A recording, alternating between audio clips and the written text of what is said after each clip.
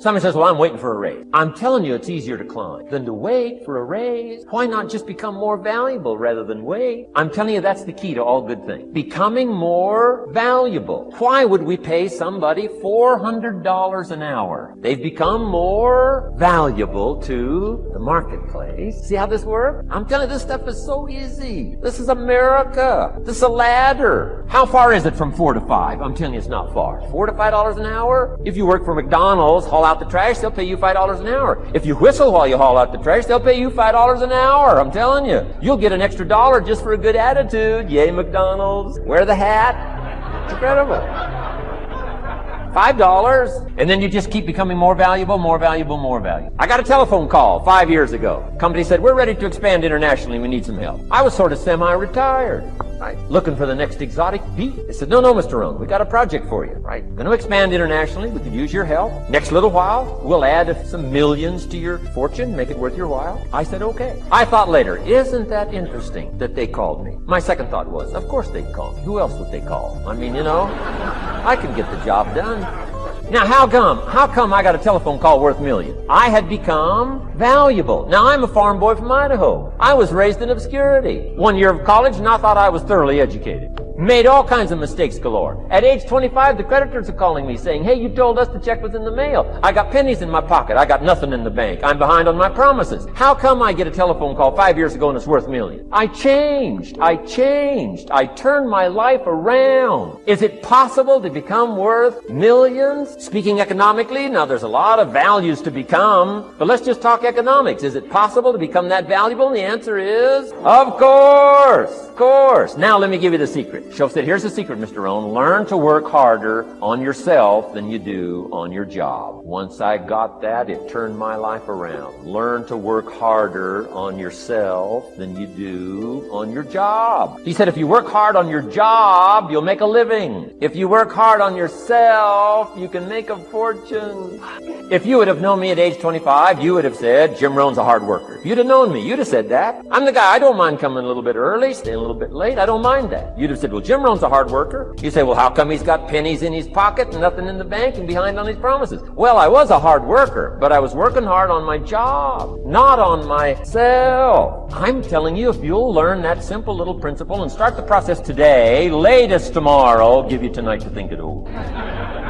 And start this whole process of personal development, work on yourself, make yourself more valuable to the marketplace. I'm telling you, you can so dynamically change your income, and economics is the least of the values that you can start earning in terms of equity if you'll start working harder on yourself than you do on your job. Work hard on yourself and develop the skill. Work hard on yourself and develop the grace. All of the stuff necessary to become more valuable to the marketplace. I'm telling you, your whole life can explode into change. Promotions, no problem. Becoming more valuable to the company, I'm telling you, no problem. Money, no problem. Economics, no problem. Future, no problem. If you just go to work on the right things. Not get things out there to change. Don't try to change the seed. Don't change the soil. Don't change the sunshine. Don't change the rain. Don't change the mix of seasons. Let the miracle of everything that's available work for you, and start working on the inside. Work on your philosophy. Work on your attitude. Work on your personality. Work on your language. Work on the gift of communication. Work on all of your abilities. And if you'll start making those personal changes, I'm telling you, everything will change. Now, let me give you another scenario on personal development. It's called the 4 major lessons in life to learn. Before we get to the 4 major lessons in life to learn, let me give you a key phrase for your notes. Here it is. Life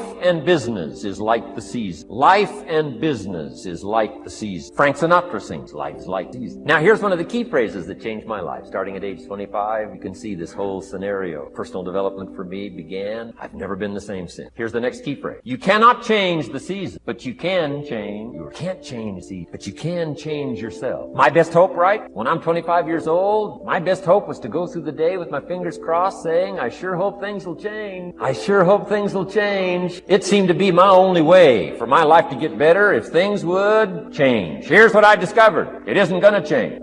It isn't going to change. I did a seminar one time for Standard Oil executives and management in Honolulu, now known as Chevron. And we're talking economics one day around the conference table. And one of them said to me, Mr. Rohn, you know some fairly important people around the world. You have a chance to travel internationally. Can you tell us what you think the 80s are going to be like? Now you can tell how far back this goes. I said, what do you think the 80s are going to be like? And I thought for a moment, and I said, gentlemen, I do know the right people. And I do have some experience, I think I can tell you. So they all leaned in a little closer, and I said, gentlemen, based on the people I know and based on the best of my own experience, I think in the 80s it's going to be about like it's always been. Aren't you glad you came today? I mean, that's inside stuff. I don't just spread that around everywhere. It's going to be about like it's always been. It isn't going to change. To hope that it'll change is called whistling in the wind, being so naive, hoping for something that isn't going to occur. I can give you the shortest history lesson that you can imagine in one sentence. What describes human history on the spinning planet the last 6,500 years? Let me describe it for you in one sentence. Here's human history in one sentence. Opportunity mixed with difficulty. That's about as simple as you can put it. And opportunity mixed with difficulty isn't going to change. The man says, well, if it isn't going to change for the future, if it isn't going to change in the 90s, how will my life ever change? Answer, when you change. And if you will change, everything will change for you. Your bank account will change, your income will change, your future will change, the ability to acquire your dreams will change, it'll all change if you will. And now let's go through the scenario of the season. Life and business is like the seasons. Let's cover them. Here's number one, major lesson in life to learn. Learn how to handle the winters. You say, well, Mr. Rohn, a lot of this stuff is fairly obvious. That's true. Just need somebody like me just to come along and remind us. This is what this is called today, a reminding session. I got no new truths for you to discover. This is all old stuff. We just need to hear it again. Somebody get on our case a little bit, right? We all need that. Here's number one lesson, learn how to handle the winters. That's obvious. The winters come right after falls. And pray tell how often? Every year, according to written history, for the last 6,500. To cross your fingers and say, I hope it doesn't come. I'm telling you, we call that naive. See, how many of you have children? Raise your hands. Me too. I got Max and Bella at home. You ever notice when you go to a Little League game when they were playing their sport, how there's all those kids on the field, but who do you see? You see yours. It's almost like the other kids are barely there. You're like, yeah, they're cute kids. Where's mine? Right? Don't you do that? Or you go to a play at Christmas time, the Christmas pageant for your daughter or your son, and all the kids are up there singing. Who are you watching sing the whole time? Your little baby. And how much you hope and believe their life is going to be special and great, and you want them to be happy and fulfilled and confident, don't you? Yes? I'm going to give you a secret. Your kids look at you like that. Your children look at you. All they see is you. They don't see the other parents. They don't see the other people. They look at you. They want you to be happy, you to be special, you to live your dreams. They want that for you. In fact, they want it more because what you do opens the gates for them in their minds to think about what they can do. So you have an even bigger responsibility. You can't tolerate it. See, you can't go to your children and say, you can be whatever you want. Because what if they look back at you and say, well, Daddy, if I can be whatever I want, if I can do anything, how come you haven't? How come you and Mommy haven't? You don't want them to think that about you. We've all gotten to an age, haven't we, in our lives where we figured out we love our parents dearly, but we figured out who they are, haven't we? Good, bad, and indifferent. Your children are going to figure out who you are. They're going to grow to an age where they know. Maybe they already have. And you know what? This is your shot to change it. They're always going to love you, but they can be proud of you. Your kids are going to have heroes. Why not that hero be you? At any age, you could turn that around. At any time, you could turn that around. I want to challenge you to do that. I want this to fill you. I want you to think about it. I want it to move you. I want it to energize you. And when you get weak, when someone quits, when an appointment cancels, when some yahoo tells you shouldn't be doing this and you're not good enough or there's something better or whatever they tell you, you remember why you're doing it. I want to sow it into you right now. I want you to know why you're doing this. And it's those people. Life will only give you what you'll fight for. I'm going to tell you a story. I've told it only one other time. This sort of illustrates the point. Kind of. My dad, how many of you have a dad that's kind of a dog? Like he's a dude. And you got dads like that? My dad's an intense dude. My dad's struggling with another bout of cancer right now. He's not the same guy that I grew up with, but I'm one of those guys. I've seen my dad in a couple scrapes. You know what I'm talking about? How many of you know what I'm talking about? I got one of those dads. My dad's a tough dude. My dad was a hockey player. By age 50, you can still have 5 world championships. But you got to be willing to get under some stress. See, stress is necessary. It's like, I can't believe what Bishop was talking about because I had prepared this whole thing. And it's just amazing how he is, man. God be doing. See, that's what I've learned. God cold. He tricky with it. He got moves you won't even, three of the things I was gonna talk about, he talked about. Now I got scared to talk. Cause I'm up here, following the greatest preacher of all time with similar subject matter, but I have a different take on it, cause I had a different walk. So you see, the part he was talking about, that seed. See, I'm a seed, I really am. But a seed has to be planted. A seed got to have dirt put on top of it. If you take a seed and throw it on the concrete and walk off, the sun just burn it up. But guess what? Logically, in my mind, it doesn't make sense that to grow something, you should dig a hole, put it down in there, and cover it with dirt. Logically, that don't make no sense to me. But though, see, dirt is necessary for growth and development. Dirt builds character. Dirt gives you the push-through factor. Dirt makes you come with it when you don't feel like coming with it no more. And you get dirt in a lot of different ways. All of y'all that had dirt thrown on you. And dirt ain't always what you want. It's somebody talking about you down on your job. It's somebody accusing you of something that you didn't do. It's somebody telling you you ain't gonna make it. It's somebody sharing information about you that ain't true. That everybody get dirt put on them. But see, when you getting put under that stress, please know God is always working. Kirk Franklin's song, God is always working, so I smile. Because I know he back there. See, that dirt builds character in you. When they talking about you, it teaches you to withstand it. Then it gives you something to push through. So when you put the seed and you put the dirt on it, if you understand stress really ain't just dirt. Stress, see, they don't call it dirt when they plant it. They call it soil. Because see, soil has nutrients in it. What the nutrients, when people talking about you, dogging you, lying on you, backbiting, stealing from you, talking about you, they're actually putting nutrients in you. They're building character. You got character now. Now the seed, if they put a camera under the ground, you'd have seen the seed sprout open and start coming through the dirt, because the dirt is necessary so you can prove yourself. If you don't really want to be, everything you see above ground that blossoms and plants and grows and that's beautiful, it was underground one time. All them potatoes, collard greens, they was underground one time. Them apple trees, they was underground one time. So they had to prove themselves. See, you want to be successful, well then you got to prove yourself. You got to push through the dirt. You got to come up through here. You got to come out.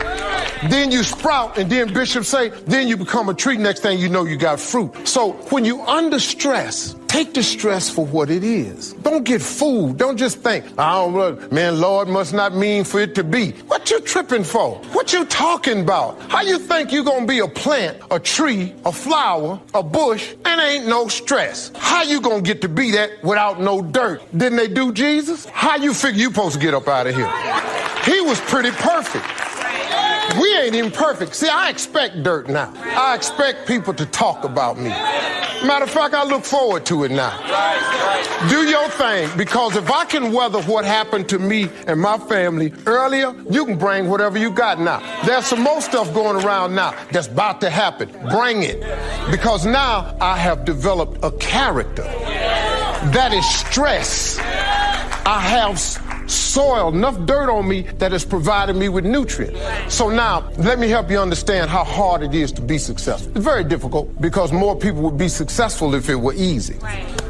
It's like doing 100 push-ups. The average person can't do 100 push-ups. Now, some of you in here, you can't do 100 push-ups. I just looked and went, come on, Steve. But because of the fact that it's difficult, you're not gonna try?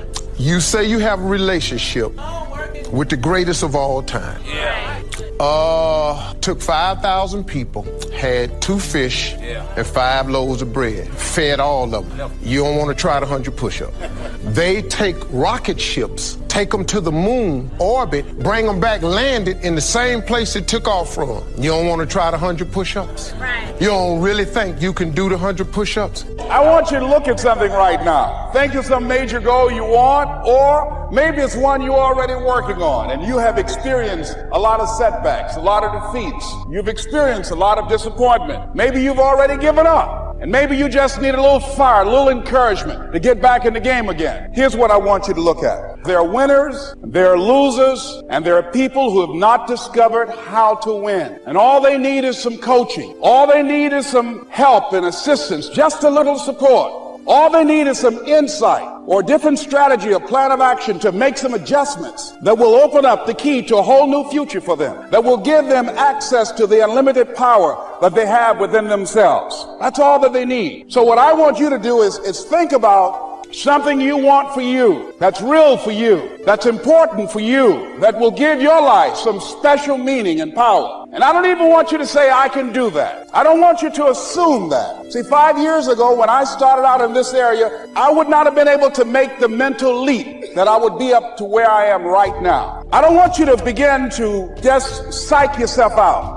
No. I want you to be able to say something to yourself that will enable you to maintain a level of integrity with yourself. That when you say this, even when you face tremendous setbacks, it will be a benchmark to keep you in the game, to keep you moving forward and experimenting and readjusting your strategy and your plan of action, continuously looking for ways to win. So what is that something? When you got an idea you want to move on, you might not have the money, you might not have the education, you might not have the support or the resources you need. What is that something that can keep us going, that will enable us to act on our dream? What's one of those keys that will begin to help us to discover the secrets to our dream? Here's what I want you to repeat after me, please, with power and conviction. Say, it's possible. That's all I want you to do when you look at your dream. Just say to yourself every day, it's possible. Just say that every day to yourself, it's possible. Because what does that do? See, it begins to change your belief system. See, the way in which we operate, ladies and gentlemen, it's a manifestation of what we believe, what's possible for us. Whatever you've done up to this point, all that it really is a duplication, it's a reproduction of what you believe subconsciously that you deserve and what's possible for your life. Most people operate out of their personal history, out of their memory, things they've done, things they've experienced, things they've seen, things that they have observed. What I'm suggesting that you operate out of a larger vision of yourself. I want you to see yourself doing what you want to do, experiencing what you want to experience, having what you want to have, doing what it is that gives your life some meaning and value. Operate out of your imagination, not your memory. Because whenever you look at where you want to go, I'm wanting to warn you, you will have some conversation back here after you go through the data that you've experienced in life saying you can't do it. And so what you want to begin to do is ignore that inner conversation. Well, most people, ladies and gentlemen, when something happens to them, what they do is they begin to believe that that's the way it is. That's the way it's always been. And they can't see the possibility of it being any different. Example, before April 1954, the common belief, the universal belief, because it had been tried again and again and again and people had failed, the belief was that man was not physically capable of breaking the 4-minute barrier, that he could not run a mile in less than 4 minutes. That was the belief on the planet. It had never been done. But here's what happened, ladies and gentlemen. Roger Bannister came along and he broke the 4-minute barrier. Now here's what's significant about that. Since that time, up to this day, over 20,000 people have done it, including high school kids. What changed? 20,000 people. What changed? Here's what happened when they got on the track. They knew it had been done. And because they knew it had been done, there was a new belief about this barrier, about this goal that was unreachable. And those 20,000 people got in a race believing, knowing in their heart that someone had done it, that it's possible, that they could do it.